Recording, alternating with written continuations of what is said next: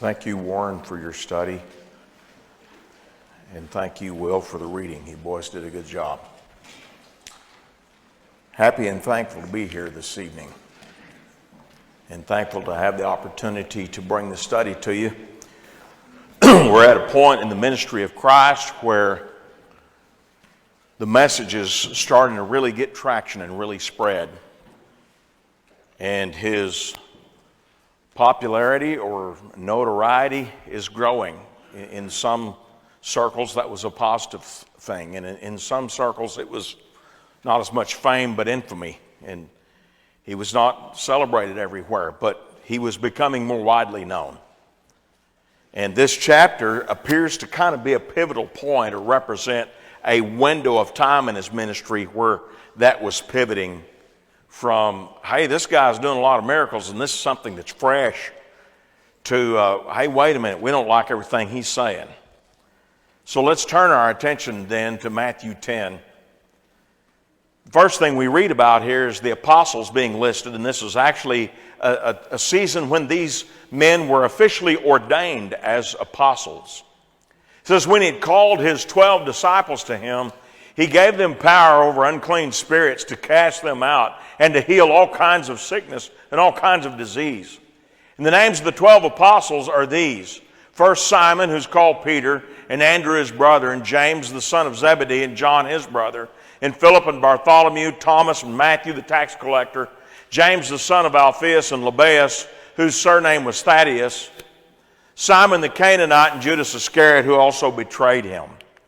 This apostolic list here is something that's been given a glancing blow a couple of different times in our studies, and I thought I'd put up a chart here for our convenience. I've got the reference here in Matthew 10 and the names found there, and then others, that just represents several other passages where we read of these men. Peter's also called Cephas. An alternate names for Bartholomew was Nathaniel. An alternate name for Matthew was Levi. Thomas was also called Didymus. James is elsewhere known as James the Less. Lebbaeus or Thaddeus is also known as Jude or Judas, not to be confused with Judas Iscariot. Simon the Canaanite is also called Simon the Zealot or Simon Zelotes. And those names or designations mean the same thing. Canaanite there does not mean of the land of Canaan. It is a different language word that means the same thing as zealot. And then, of course, Judas Iscariot. And so that's the different names by which you will read about these fellows. And the 12 Jesus sent out and commanded them, saying, do not go in the way of the Gentiles, and do not enter a city of the Samaritans, but go rather to the lost sheep of the house of Israel. So Christ puts limits on where they can go. That's why some refer to this as the limited commission, whereas after Christ's resurrection and just before his ascension, when he said go into all the world, they refer to that as the Great Commission. And that's why that language is used. Jesus is tapping the brakes here. Okay, the gospel was to start at Jerusalem and go to Judea, then Samaria, then the uttermost parts of the earth. That was the designated divine order. It starts with Jerusalem, it goes into Judea, and then Samaria, and then all the world. And we're at a phase where he's taking it beyond just where he had been laboring, and they're starting to spread it around Jerusalem and Judea. And on this idea of this limiting factor, this tapping the brakes to, not let the message spread too far, think back in Matthew 8 and at other times in Christ's ministry where he asked people, don't tell them I did this miracle, or don't tell them that I'm the Christ. And there are several times in his ministry where we find him saying that.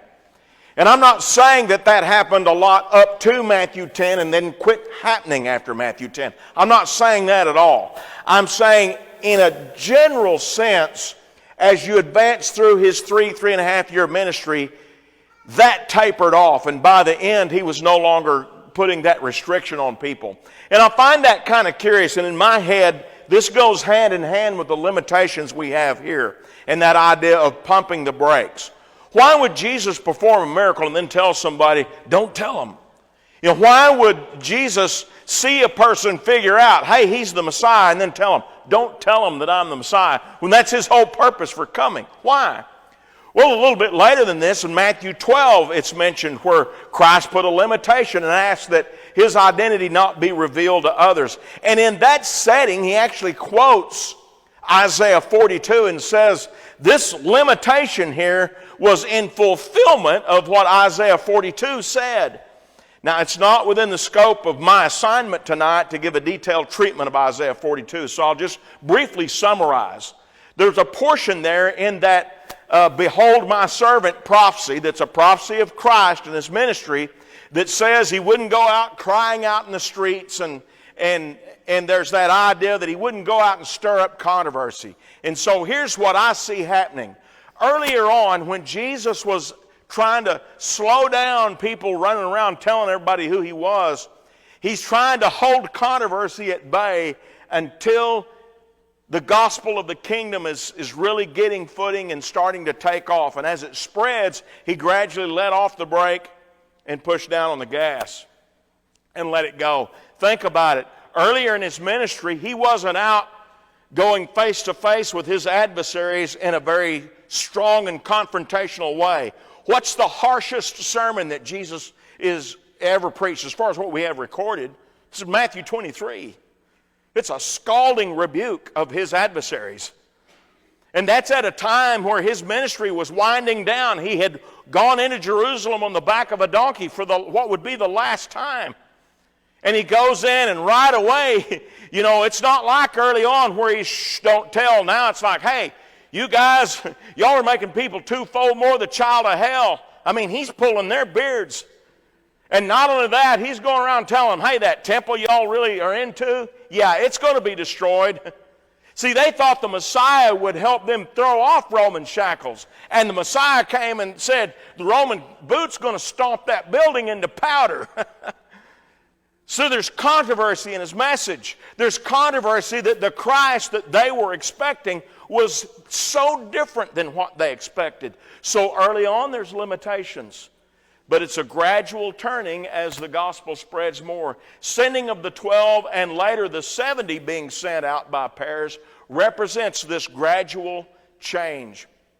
Notice what he told them to preach. He said, go preach, saying, the kingdom of heaven is at hand. And that's what John had preached, preparing the way for Jesus in Matthew 3 and verse 2. From the very beginning of his ministry, Jesus had preached this. Matthew 4 and 17, the kingdom of heaven is at hand. And in first century Israel, that was not controversial. I was actually doing some reading a couple days ago from an article that was talking about the Qumran community, the Dead Sea Scrolls. And it was talking about the Temple Scroll. And it's a very interesting document because in it there's a lot of talk about the expectation of this new temple, the Messiah's temple. And to make the story a little shorter than I would be tempted to do, the article summarized that a lot of scholars think that in that temple scroll there's basically this vibe that at least some of the Jews in the first century, the dating of that scroll is a little uncertain, but by the first century, some of the Jews were agreeable to there being a change. That the Messiah is going to come, there's going to come some kind of a kingdom change, and this really surprised me. There would even be changes to the law. And in that temple scroll, there were anticipations of different rules and different rituals for temple sacrifice than what was prescribed under Moses' law. So here's my point. Israel was thinking, Messiah is about to come and things are going to change. So when Christ starts out, John the Baptist before him, and then Jesus, and then his disciples when he sends these 12 out, and then later others preaching the kingdom is at hand, they were expecting that. They were agreeable to that. What got them sideways was that the kingdom wasn't exactly what they were expecting. It was something different. So there was built within this kingdom message a controversy that would fly in the face of everything that the powers that be in the first century held dear. And so Christ had to really channel the controversy and time it just right so that the opposition would reach a fevered pitch at just the right time for them to finally say, we've had enough, we're going to crucify him. Because he needed ample time to work with them. Why? Go back to the parable of the fig tree. And that fig tree that's not fruitful, He said, dig around it, dung it about, put fertilizer around. Let's give it a chance. And that's the phase we're in now. He's giving Israel a chance. So he wants to time the opposition and time the bitterness of that opposition. So this in part has to do with that. He went on in verse 8 to say, heal the sick, cleanse the lepers, raise the dead, cast out demons. Freely you have received, freely give. Mark's account says he appointed the 12 that they might be with him and that he might send them out to preach and to have power to heal sickness and to cast out demons. Now, I said earlier, this is when the apostles were officially ordained or appointed, and Mark's account has the language that kind of explains what I'm trying to say. And he designated them for a purpose. Among other purposes, besides that they would be with him and teach his kingdom message, he appointed them that they would have power to heal the sick and raise the dead. There were certain miraculous abilities that those apostles had just because they were apostles, and that was part definitively of the apostolic work, to heal the sick, to raise the dead, etc. In 2 Corinthians 12 and verse 12, in affirming his apostolic credentials, Paul wrote to the Corinthians that truly the signs of an apostle were worked among you. He's talking about his own ministry among them, and he's saying, y'all saw I had miraculous ability that is characteristic of the apostolic office. So just by reason of being apostles, they had certain powers. And this narrative here goes hand in hand with that idea that he appointed them to that work so that they would carry these powers. God had freely given them this power, and he told them to freely use it. How does that speak to us today? Well, he hasn't made you and me apostles, but he has freely given us the gospel. 2 Corinthians 4 says it's committed to us in earthen vessels. We're clay jars that carry the kingdom message today, and that's a gift from God. Freely we have received, let us freely give. Someone cared enough about you to teach the gospel to you, so you in turn need to share that gift with others. And in like manner, there are many things that Christ taught them that is circumstantially specific to the nature of their ministry and the timing of what they were doing that we can learn from today, even though we're at a different time and a different circumstance. In Matthew 10, now verse 9 and 10, provide neither gold nor silver nor copper in your money belts, nor bag for your journey, nor 2 tunics, nor sandals, nor staff, for a worker is worthy of his food. This is a little bit of a puzzle. Jesus is saying, don't bring any extra supplies with you. Wear what you got on. You got a pair of sandals on. Some of the other accounts make it clear. He's not telling them to go out barefoot. He's saying don't carry extras. Don't carry extra sandals and extra staff. Don't have extra stuff. Why? People are going to take care of you. You can be confident in that. You get to the end of his ministry in Luke 22, he says, that's going to change, y'all. Better start taking extra stuff with you. Better start taking extra clothes. Thank you. Better start taking extra money and all of that. Well, why? He's timing the magnitude of the opposition.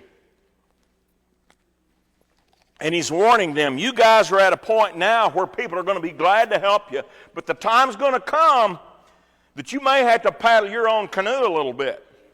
So be prepared for that.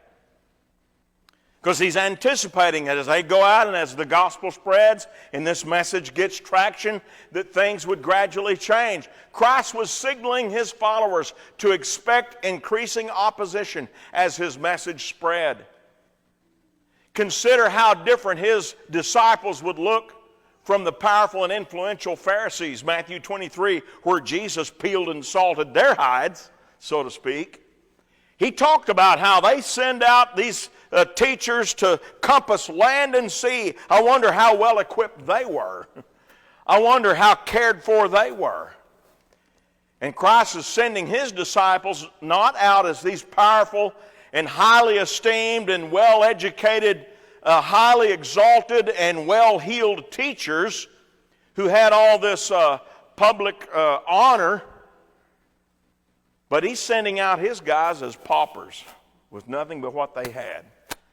I see in that a fascinating contrast between his disciples and the ones who thought they had it going on.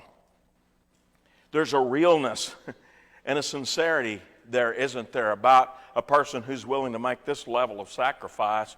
You know, part of the credibility of the apostles' testimony and the things they claim about Jesus, that they saw him do miracles and that they saw him raised from the dead, part of the credibility of their testimony is found in the level of sacrifice they were willing to endure.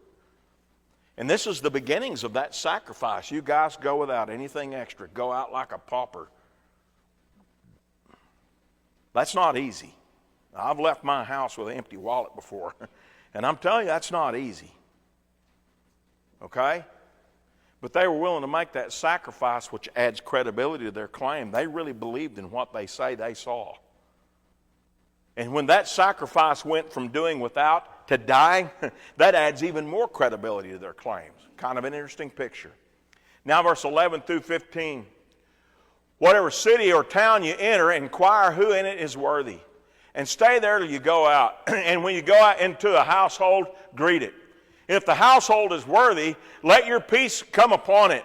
But if it is not worthy, let your peace return to you. And whoever will not receive you nor hear your words, when you depart from that house or city, shake off the dust from your feet. Surely I say to you, it will be more tolerable for the land of Sodom and Gomorrah in the day of judgment than for that city.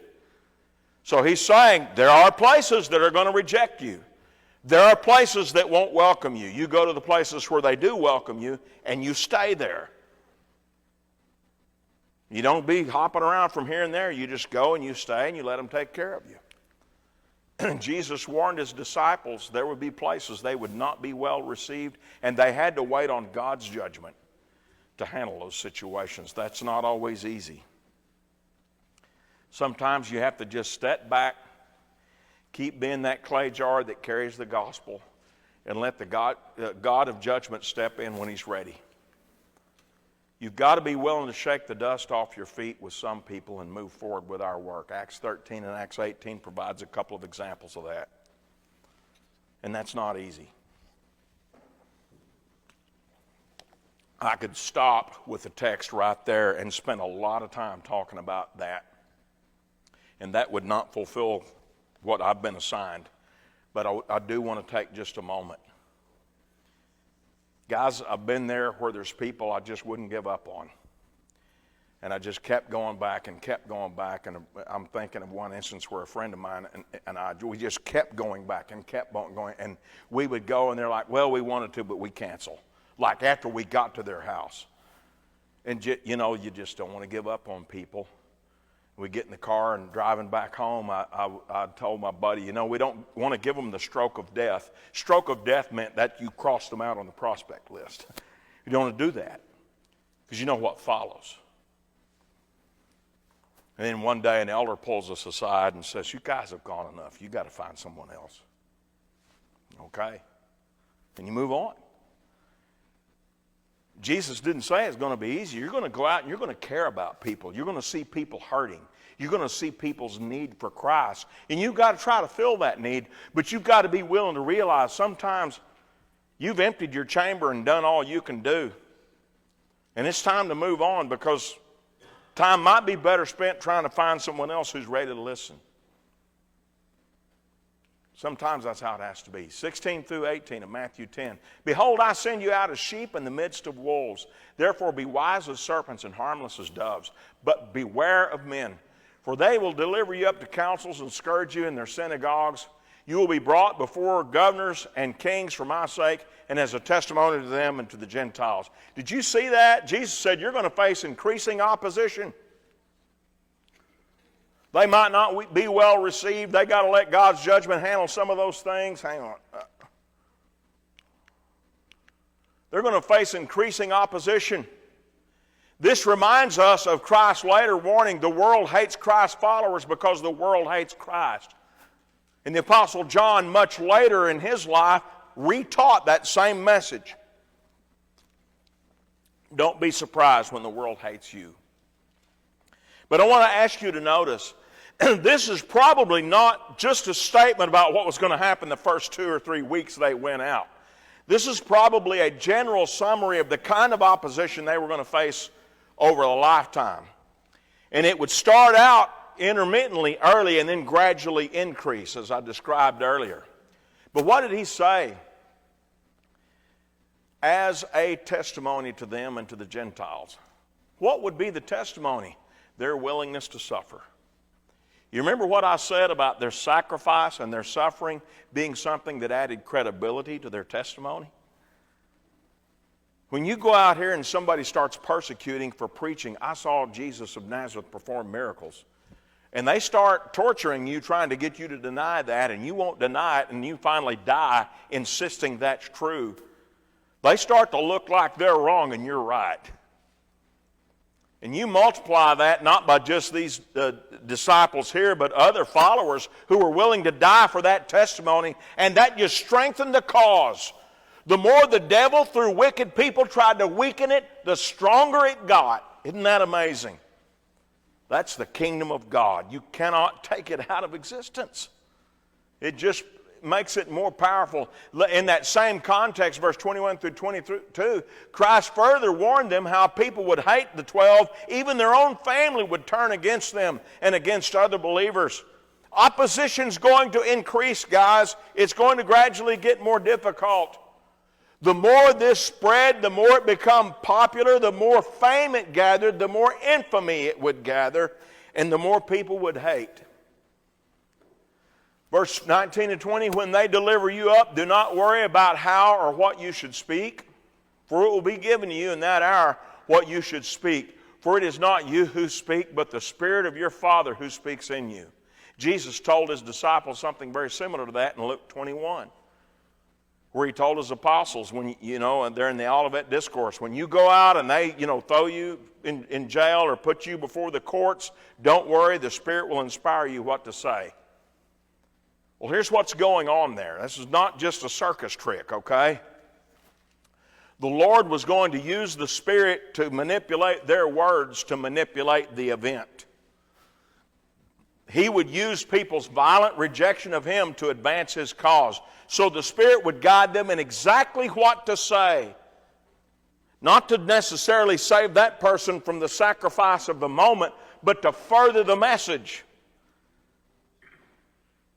When you think about the different instances where Christ's followers were, in legal trouble for what they were doing, and they were inspired by the Spirit, and you think of the power of those messages and the hearts that were turned, you see this at work. The Lord is preparing himself to use the devil's work against the devil and bring more people into his kingdom. And that's the power of this gradual swing that's going on, that's starting here with the sending out of the 12. Verse 23 now, when they persecute you in the city, flee to another country. For assuredly I say to you, you will not have gone through the cities of Israel before the Son of Man comes. There's a lot to chew on here. Number one, I want us to notice it is okay to try to escape persecutions whenever possible. And there's a couple of examples I've got up there in Acts 8 and Acts 9, where they did that very thing. You might say, well, duh. Let me tell you something. When you're in a place that it's not necessarily legal to preach the gospel, and you've preached the gospel publicly, and people are after you, and you think, well, we better get out of town. And then you ask yourself, why are you not willing to die for the cause? Well, but I have family back home. Are you willing to die for the cause or not? Are you? You see what I mean? Hey, that question will keep you up at night. Well, this tells us it's not wrong to try to preserve your life. Just because we need to be willing to die for Jesus doesn't mean we need to find the persecution hotspot and go running into it head first, saying, kill me, kill me, kill me. I'm not trying to sound ridiculous. I'm trying to make a point. Christ taught his disciples, I'm sending you out like sheep among wolves. What did he say? Be wise as a serpent and harmless as a dove. What does the reptile do? He tries to get out of harm's way. He'll try to escape. And so it's okay. You need to think about, and you say, well, we don't need to hear this. Stay tuned. We might need this here. things are getting pretty dicey. We need to think about not just our safety, but the safety of our brothers and sisters. And if it comes to the point that we're called to suffer for the cause, then by all means be willing to suffer. But if there's a way to continue to preach the cause, but move out of harm's way, then that's okay as well. What's this? You will not have gotten around all the cities of Israel before the Son of Man comes. When I first read that, I think, okay, that's Christ coming in judgment against Israel. That's a natural thought, and that's understandable. And that's sort of what I was thinking about this. But I want to offer something else.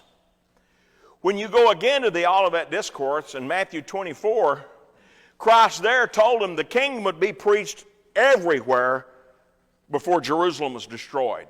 And you go to the Colossian letter, for example, in Colossians, I think it's chapter 1, and find that by that time, a few years before Jerusalem was destroyed, the kingdom had been preached to everybody under heaven. The gospel had been preached to every creature under heaven.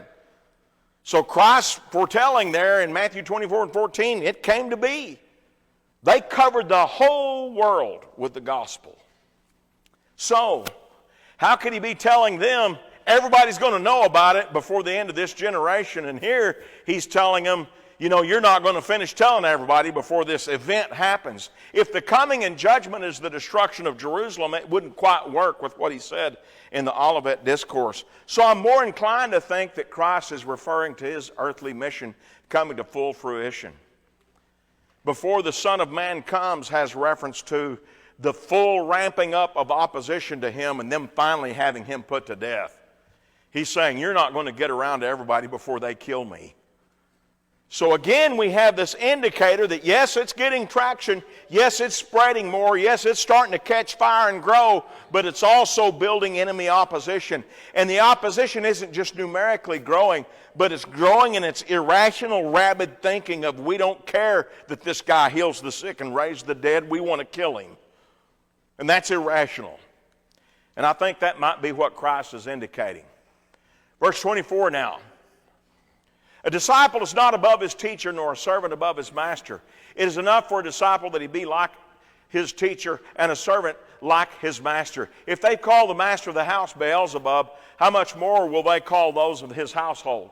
Therefore do not fear them, for there is nothing covered that will not be revealed, and hidden that will not be made known. Whatever I tell you in the dark, speak in the light. And whatever you hear in the ear, preach on the housetops. And do not fear those who kill the body, but cannot kill the soul. But rather fear him who is able to destroy both soul and body in hell.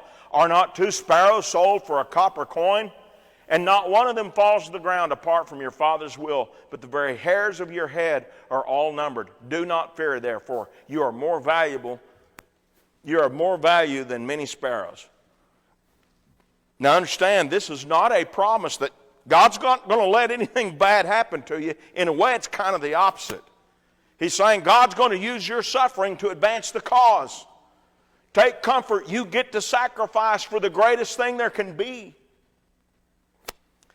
Now, what's this about the disciples got to be like his teacher? Well, they accused Christ of being able to perform miracles by the power of Satan. That was their answer. Well, if he's not the Messiah, then why can he do all these miracles? He's doing that by the power of the devil. The prince of he cast out devils by the prince of devils, they said on one occasion. And so he's saying, if they say that about me, what do you think they're going to say about you? Now, the next time you hear someone say that Christians are hate mongers and Christians are bigots and call us everything but decent human beings, now you know why. Jesus said, they treated me that way. How do you think they're going to treat you? That's what we should expect. And so what did he say? He said, don't fear. Well, does that mean God's not going to let them hurt the body? No. Don't fear them that hurt the body, that kill the body. Why? Because they can't hurt your soul. For you, you're just gaining a reward. For them, they're treasuring up wrath against the day of wrath. Friends, we're in a war.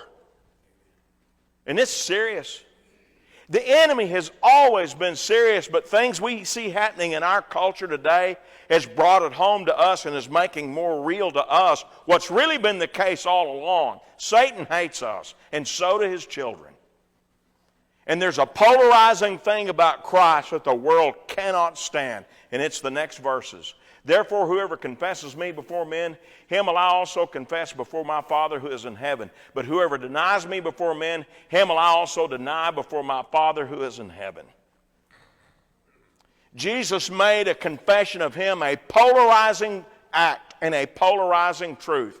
You know, some people in John 12, they believed that he was the Christ, but they wouldn't confess because they didn't want to be kicked out of the synagogue. You see, they feared others, and they loved the praise of men more than the praise of God, the Bible tells us. So there's people out there that will look at the evidence and say, yeah, this must be the Christ, but they don't want to admit it. And it comes down to this. It's all right for you to believe in Jesus. It's all right for you to believe he is a way, but it's not all right for you to think he's the way. And that's where the world is at. You can respect him as a prophet and a good man. You can even think he's the Son of God if you want. Just don't you dare think he's the only way to God. Because if you do, we'll hate you. And that's what he's putting out here. And somebody that's not willing to own up that he is who he claimed to be and he is the only way, somebody that will not confess him, he will not confess them before the Father. Verse 34, do not think that I came to bring peace on earth. I did not come to bring peace, but a sword. For I came to set a man against his father, and a daughter against her mother, and a daughter-in-law against her mother-in-law. And a man's enemies will be those of his own household. He who loves father or mother more than me is not worthy of me. He who does not love son or daughter more than me is not worthy of me. And he who loves son or daughter more than me is not worthy of me. He who does not take his cross and follow after me is not worthy of me. He who finds his life will lose it. He who loses his life for my sake will find it. Is he asking his disciples to take up a cross of self-denial? Is the cross not an instrument of suffering? He's saying, guys, it ain't going to all be tea and biscuits. You're going to suffer. You're going to have to make sacrifices. But you've got to be willing to take up your cross and follow me. If you want to be like Jesus, you've got to bear a cross. And bearing a cross is not about putting up with somebody cutting over in front of you in traffic, okay? That's not about having a neighbor that plays loud music and runs his leaf blower at 6 in the morning on Saturday. That's not bearing your cross. Bearing your cross is denying yourself for Jesus. And he's saying that's what's going to happen here. Some people struggle with this statement where Jesus said, I didn't come to send peace, I came to bring a sword. And people are like, well, wait, what happened to peace on earth, goodwill toward men? What happened to the Messiah being the Prince of Peace? Well, he is if you're talking about peace with God. But if you're talking about making a truce with the world, forget it. He's not going to do that for you. Genesis 3:15 announced the commencement of a war. When Satan convinced Adam and Eve to sin, God said through these words, albeit in a somewhat veiled way, it's on. He declared war not only on Satan, but on Satan's followers. To Satan he said, I will put enmity between you and the woman, and between your seed and her seed. He shall bruise your head, and you shall bruise his heel. We know that's talking about the Christ being bruised for our iniquity, but him crushing Satan and being raised from the dead. We understand that part. That's been preached on here before. But I want you to notice that that enmity, that war also exists between Jesus and Satan's seed. Who's Satan's seed? You are of your father, the devil. And the works of your father you will do. John 8. The enemies of Jesus. You can take that theme there and run references on it throughout the New Testament, and you'll find out that people who willfully live their lives in sin are children of the devil. That's God's judgment on the matter. We have no right to question God's judgment. To do so is to judge ourselves, and we cannot be judges. We have to let God's judgment stand. And God's judgment says people who serve sin are children of the devil. And here's what we've got to accept. In Genesis 3:15, he said Messiah will make peace between man and God, but he'll make war with Satan. We've got that part. We understand that part. But Satan's followers will be at odds with God. And that means they'll be at odds with God's people. That's what Jesus said. The world's going to hate you because the world hates me, and the more you have Christ living in you, the more the world's not going to like you. You're going to run into opposition out there. So following the Messiah, following Christ, will bring peace with God. That's the Prince of Peace. That's the peace on earth, goodwill towards men, peace with God. But it will be in conflict with Satan and Satan's followers, Satan and sinners. And that's the sword that Christ came to bring. We are in a war. It's not by our own choosing or our own wish. It's not because we would wish it to be so. That's how it is because of Satan. We're on one side or the other. We're either a follower of Satan or we're a follower of the Lord. With God, it is that clear cut. And so his warning is clear. Look now at verse 40 through 42. He who receives you receives me, and he who receives me receives him who sent me. He who receives a prophet in the name of a prophet shall receive a prophet's reward. He who receives a righteous man in the name of a righteous man will receive a righteous man's reward. And whoever gives one of these little ones only a cup of cold water in the name of a disciple, assuredly I say to you, he will by no means lose his reward. What's he saying? Be careful you choose the right side. He's promising a blessing to those who choose the Lord's side and help those who go out and carry forth his word. We're in a war. Ephesians 6 and 12 well summarizes Christ sending out the 12. We do not wrestle against flesh and blood, but against principalities, against powers, against the rulers of darkness of this age, against spiritual hosts of wickedness in the heavenly places. Our quarrel is not with men. Our quarrel is with Satan and his angels. Now, sometimes there are those that do evil that choose to get in the way, okay? And that will happen. But our quarrel is with Satan. And notice who he says all of us as Christians are fighting. We're fighting rulers of darkness, spiritual hosts of wickedness in heavenly places. That's Satan and his angels. The enemy is real, and we're engaged in battle against him. But don't fear. Remember who sent us out as sheep among wolves. And take to heart the lessons that he teaches. As we bring this study to a close, I hope you're careful to choose up sides and side with the Lord. And if there's something we can do to assist you in that tonight, either in becoming a Christian, or if you're a Christian, you need the prayers of the church, we'd be glad to help you. If we can help you in either way, please come while we stand and sing.